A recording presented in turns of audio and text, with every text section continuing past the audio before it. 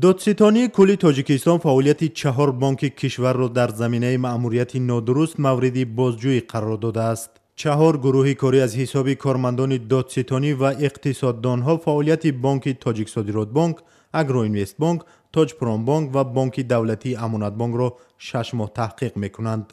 حاتم نظرزاده یک مسئول دادستانی کل تاجیکستان گفت از طرف پروکورور گنرالی جمهوری تاجیکستان فرمانی مشخص در این باره به تصویب رسیده است. ما از روزی که فرمان پروکورور گنرالی به تصویب رسیده است این کار را جانا کرده ایم.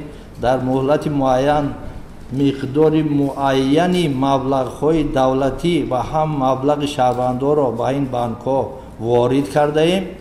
باوری کامل داریم که شهروندان محترم ما مبلغ‌ها و پس‌اندازهای خود را که در همین بانک‌ها گذاشته‌اند گرفته می‌توانند.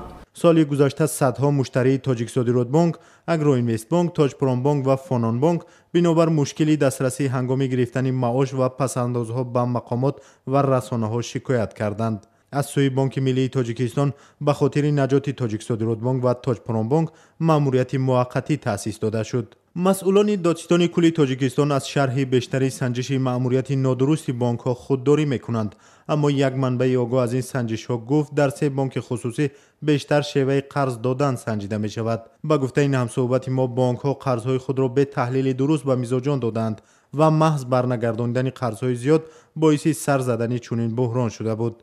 اما با گفته او در بانک دولتی امانت بانک موضوع دزدی مبلغ‌های دولتی تحقیق می شود. فردوس پولادی اقتصاددان جوان تاجیک 6 فوریه بر رادیو آزادی گفت رفتن در همون خانه‌هاشون در اون تریزایی که همون خانه دارن ممنون از زالوگ مونده‌اند گو زالوگ مونده‌اند که این در اصل نمیشه. وقتی گو زالوگ گم بود بعد احتمال برگرداندن قرض وجود نداره. بسیار قرض هم خیلی هست.